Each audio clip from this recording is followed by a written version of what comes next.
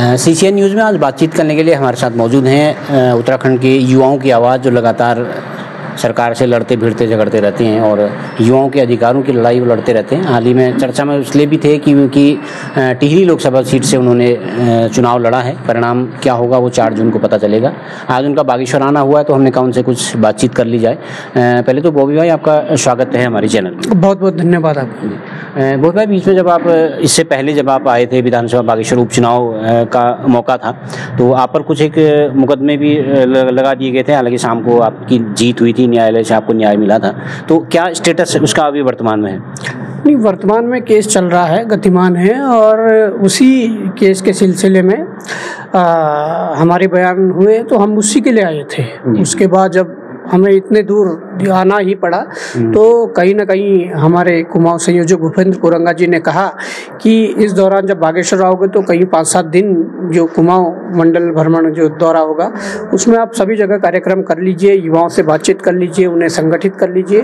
तो हमने उनके सुझाव पर सहमति जताते हुए कहा कि आप लोग कार्यक्रम सेट करिए और हम कार्यक्रम करेंगे। तो इसी के लिए आज बागेश्वर में भी 15 तारीख को कार्यक्रम हुआ, कल अल्मोड़ा में होना, इसी तरह आगे बढ़ता रहेगा। जी, बोलिए, आपने रिसेंटली अपने टिहरी का लोकसभा का चुनाव लड़ा है, तो कितने आप आश्वस्त उस चुनाव को लेकर हैं? जो जिस तरह से आपने लोकल के मुद्दे उठाए, बड़े जो राष्ट्रीय दल थे वो राष्ट्रीय मुद्दों को लेकर आ रहे थे, तो आप कितने आश्वस्त इन मुद्दों को लेकर जनता को आप कितना कनेक्ट कर पाए होंगे? देखिए, जिस प्रकार से कम समय मिला और कम संसाधनों में हम लोगों ने चुनाव लड़ा, पर बावजूद उसके चुनाव बॉबी पवार ने नहीं लड़ा। चुनाव वहाँ की स्थानीय जनता ने लड़ा, टिहरी संसदीय क्षेत्र की जनता ने लड़ा। और कहीं ना कहीं जिस प्रकार से मैं कहना चाहता हूँ कि हमें उम्मीद है कि इस बार जो चुनाव टिहरी में हुआ वो राजशाही वर्सेज आम जनता के बीच का चुनाव था, और जनता ने खुद अगर चुनाव लड़ा है, जनता ने एकजुटता दिखाई है, तो कहीं ना कहीं हम समझ सकते हैं कि ये परिणाम कहीं ना कहीं सुखद होंगे। और उम्मीद है कि हमारे पक्ष में भी होंगे, क्योंकि वहाँ जो युवा जो वोटर था उन लोगों ने बढ़ चढ़ कर हिस्सेदारी की। और उसके अलावा जो युवाओं ने अपने अभिभावकों को, चाहे माता पिता को, अपने भाई बहनों को जो प्रेरित किया वोट डालने के लिए, जो कहीं ना कहीं युवा जो भुक्तभोगी था, उन्होंने जब अपना दुख दर्द अपने अभिभावकों के सामने रखा तो कहीं ना कहीं अभिभावकों का भी समर्थन हमें मिला।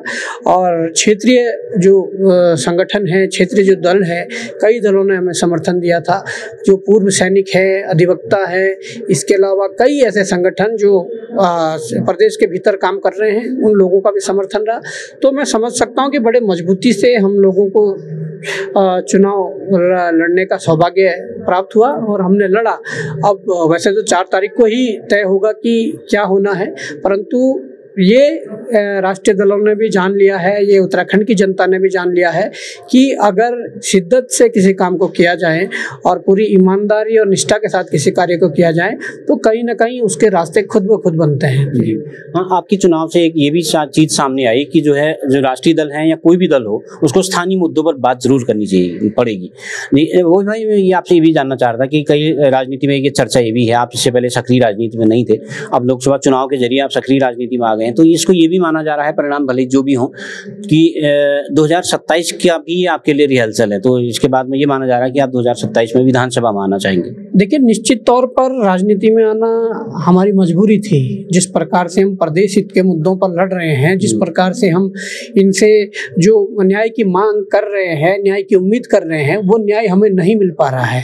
हमारे प्रदेश के युवाओं ने हमें सुझाव दिए, उनके आज्ञा का पालन हमने किया। जिस प्रकार से उन्होंने कहा कि इनकी कुर्सी छीननी है या इन कुर्सी की बदौलत जो ये अत्याचार कर रहे हैं उसको रोकना है, तो युवाओं के सुझाव के बाद हम लोगों ने ये फैसला लिया। और निश्चित रूप से अब 24 लड़ लिया है तो 27 तो लड़ना ही है, और 27 केवल बॉबी पवार नहीं लड़ेगा। 27 में प्रदेश के भीतर 70 विधानसभाओं से कई बॉबी पवार चुनाव लड़ेंगे। और हमें उम्मीद है कि जिस प्रकार से हम लोगों ने स्थानीय मुद्दों पर चुनाव लड़ा है, लोकसभा चुनाव जो राष्ट्रीय मुद्दों पर लड़ा जाता है या स्थानीय मुद्दों को दरकिनार हमारे राष्ट्रीय दलों द्वारा किया जाता है, हमने जब स्थानीय मुद्दों की बात की तो मजबूरी में राष्ट्रीय दलों को भी स्थानीय स्थानीय मुद्दों की बात करनी पड़ी, जो कि उत्तराखंड की मांग है। और हम यही कहना चाहते हैं कि इन स्थानीय मुद्दों को लेकर हम सड़कों पर भी लड़े हैं, चुनाव भी लड़े हैं। इस चुनाव के बाद फिर से सड़कों पर संघर्ष रहेगा और 27 में फिर चुनाव में भी संघर्ष रहेगा। तो निश्चित तौर पर प्रदेश की तमाम जनता को कहना चाहता हूं कि आप अपने इस अस्तित्व और अस्मिता की लड़ाई को मजबूत करने के लिए आप जुड़िए और एक नई ताकत बनकर अपने इस प्रदेश को बचाने की कोशिश करिए। वो आपने जब लोकसभा का चुनाव लड़ा तो आपने एक टिहरी संसदीय सीट को चुना है, तो क्या 27 का आपका जो ब्लूप्रिंट तैयार है तो उसमें आपने क्या कोई सीट सेलेक्ट की है? कौन सी सीट पर हम बॉबी पवार को खड़ा देखेंगे? नहीं, देखिए, हम प्रदेश स्तर पर काम कर रहे हैं, हम प्रदेश की राजनीति कर रहे हैं और प्रदेश के सभी जनमानस के लिए काम कर रहे हैं। अब ये होगा कि बॉबी पवार अकेला 27 में चुनाव नहीं लड़ेगा, कई बॉबी पवार होंगे, हमारे कई लोग होंगे जो इस समाज के लिए समर्पित है, जो इस समाज में बदलाव चाहते हैं, जो इस समाज को, इस उत्तराखंड के अस्तित्व और अस्मिता को बचाना चाहते हैं। वो सभी लोग लड़ेंगे। अब कौन कहां से लड़ेगा वो तो समय तय करेगा, और समय तय करेगा तो हमें उम्मीद है कि जिस प्रकार से टिहरी संसदीय क्षेत्र में हम लोगों ने चुनाव लड़ा, उसमें भी 14 विधानसभाएं हैं, कहीं ना कहीं 14 विधानसभाओं में हमें सक्रिय कार्यकर्ताओं के रूप में हजारों लाखों लोग मिले हैं। और इसके अलावा अन्य प्रदेश के अन्य विधानसभाओं में भी हमारे पास लोग हैं, और उसमें भले ही संख्या बल कम है, परंतु हम अगर यही काम उन विधानसभाओं में भी करेंगे, लोगों को जोड़ने का जो हम काम कर रहे हैं, तो कई हजारों लाखों कार्यकर्ता हमको हर जगह से मिलेंगे। और कौन कहां से लड़ता है ये तो समय तय करेगा, परंतु जो भी लड़ेगा वो एक सच्ची नीयत के साथ, सच्ची निष्ठा के साथ और पूरी ईमानदारी के साथ लड़ेगा। जी बॉबी भाई, हमने जब देखा समय पर आप पर आरोप लगते रहते हैं, कभी आरोप लगता है कि आप कांग्रेस के लिए फील्डिंग करते हैं, कभी लगता है बीजेपी के लिए करते हैं।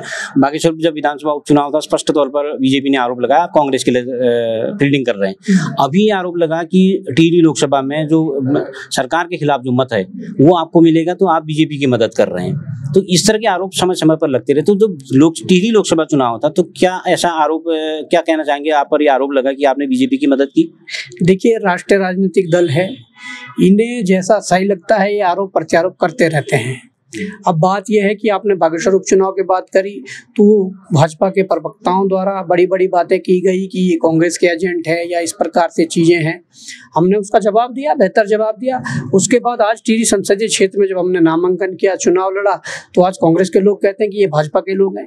तो ये आरोप प्रत्यारोप तो एक राजनीति है, और हम ये कहना चाहते हैं कि हम ना कांग्रेस के लोग हैं, ना भाजपा के लोग हैं, ना किसी अन्य दल के या उसके लोग हैं।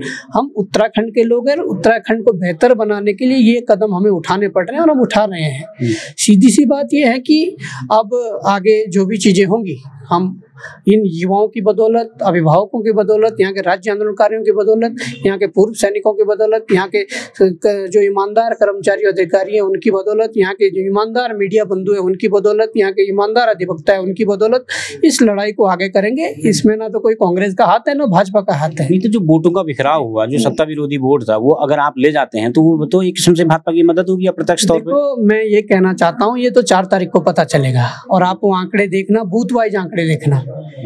जिन बूथों पर भाजपा क्लीन स्वीप कर जाती थी, जिन बूथों पर, तो मैं चाहता हूं कि, मुझे लगता है कि कांग्रेस से ज्यादा वोट हमने भाजपा का काटा है, और हमने कांग्रेस से ज्यादा वोट अगर भाजपा का काटा है, कांग्रेस का वोट भी हमें पड़ा है, तो निश्चित तौर पर कहीं ना कहीं ये लगता है कि भाजपा का वोट जहाँ कटा होगा वहाँ जीत हमारी दिखनी शुरू होती है। और हमने लोगों ने वहाँ पर भाजपा और कांग्रेस देखा ही नहीं, लोगों ने तो आम जनता और राजशाही के बीच का चुनाव देखा है।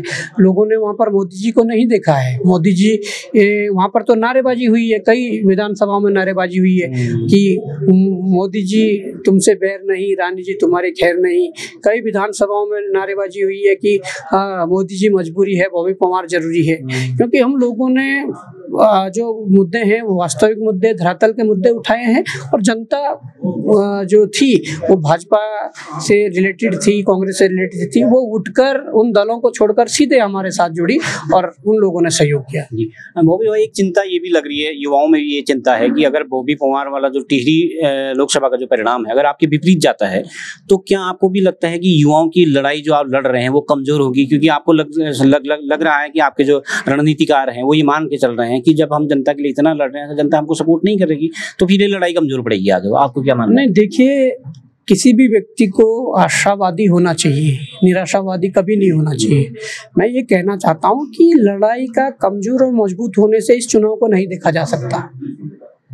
जिस बॉबी पवार के पास कोई भी संसाधन नहीं थे, जिस बॉबी पवार के पास 10 कार्यकर्ता नहीं थे, जिस बॉबी पवार के पास कोई राजनीतिक अनुभव नहीं था, उनको इतने कम समय में लोगों ने संसाधन जुटाकर चुनाव लड़वाया। लाखों कार्यकर्ता सड़कों पर उतरकर उन लोगों ने बॉबी पवार के लिए काम किया। तो हम कैसे इस लड़ाई को हार जीत से माप सकते हैं? हम तो ये कहेंगे कि जो भी हुआ वो एक हमारा प्रयास था और उस प्रयास में हम कितना अच्छा कर पाए। देखिए, जीत गए तो बहुत अच्छा है, ना भी जीते तब भी अच्छा है, क्योंकि हमारे साथ लोग जुड़े हैं, हमारे साथ लोगों ने दिल से इस चुनाव में काम किया है। तो मैं समझता हूँ कि अगर प्रयास तो इंसान जिंदगी भर करता है, जीवन भर करता है, तो वो प्रयास कहाँ तक पहुँचता है वो तय करेगा। मैं समझता हूँ कि अगर हार जीत अलग बात है, पर हम उस दिन इस चुनाव को जीत गए थे जिस दिन हमने नामांकन किया, और नामांकन में हजारों की भीड़ उमड़ कर सामने आई थी। वो भाई, एक आखिरी सवाल, आप पूरे प्रदेश का लगभग भ्रमण कर रहे हैं, गढ़वाल की तरफ ज्यादा भ्रमण रहता है, इस बीच आप कुमाऊं भ्रमण पर हैं, तो क्या इसका मकसद है? क्या आप इस यात्रा के जरिए करना चाह रहे हैं? नहीं, देखिए, हमारी जो सड़कों की लड़ाई है उस लड़ाई को मजबूत करने का हमारा उद्देश्य है, और वो लड़ाई मजबूत तब होगी जब जौनसार, गढ़वाल और कुमाऊं से लेकर हमारे साथ युवा जुड़ेगा, अभिभावक जुड़ेगा, कुछ ऐसे लोग जुड़ेंगे जो इस प्रदेश के बारे में चिंता करते हैं, कुछ ऐसे लोग जुड़ेंगे जिन्होंने इस प्रदेश की लड़ाई को लड़ा है, जिन्होंने बहुत करीब से उस लड़ाई को देखा है। तो जब इस प्रकार के लोग जुड़ेंगे तो वो तभी जुड़ेंगे जब हम उनके पास जाएंगे। हम अगर बागेश्वर आए हैं तो बागेश्वर में आज देखा होगा कई युवा यहाँ पर आए, कई अभिभावक आए, जिन्होंने यहाँ बैठकर अपनी बातें भी रखी, हमारी बातें भी सुनी और कहा कि एक उत्तराखंड के लिए कहीं ना कहीं एक बेहतर विकल्प की जरूरत है, कहीं ना कहीं उत्तराखंड को आगे बढ़ाने के लिए, उत्तराखंड की अस्मिता अस्तित्व को बचाने के लिए एक नई ताकत की जरूरत है। तो उन लोगों ने ये चीजें कही, कई सामाजिक कार्यकर्ता मिले। तो हम यही चाह रहे हैं कि आज बागेश्वर में कार्यक्रम है, कल अल्मोड़ा में, इस तरीके से तमाम जिलों में कार्यक्रम करके अपने कुछ लोगों को जोड़ें, और वो लोग, हमारे लोग जो जुड़ेंगे, वो लोग जनता के बीच में जाकर काम करें, जिससे कि जनता उन पर विश्वास कर पाए। और जिस दिन जनता का विश्वास पूरी तरीके से हो जाएगा, मैं समझता हूँ कि कितनी भी बड़ी ताकत सामने हो, कोई राष्ट्रीय पार्टी हो, क्षेत्रीय दल हो, कोई भी कितनी बड़ी ताकत हो, उस ताकत को कहीं ना कहीं उस ताकत से लड़ने की हमारे युवाओं के अंदर क्षमता होगी, हमारे लोगों के अंदर क्षमता होगी। धन्यवाद, बहुत बहुत धन्यवाद आपने बातचीत की। धन्यवाद। तो आपसे बेरोजगार संघ के अध्यक्ष बॉबी पवार, जिनका स्पष्ट मानना है कि टिहरी लोकसभा का जो भी परिणाम रहेगा, लेकिन वो युवाओं की लड़ाई को अंतिम समय तक लड़ेंगे, और 2027 का भी उनका फिक्स प्लान है कि वो सक्रिय राजनीति में है। अगर लोकसभा लड़ा है तो उनकी तरह बॉबी पवार जैसे हजारों लोग जो है विधानसभा का चुनाव भी निश्चित तौर पर लड़ेंगे। CCN न्यूज के लिए मैं सुरेश पांडे।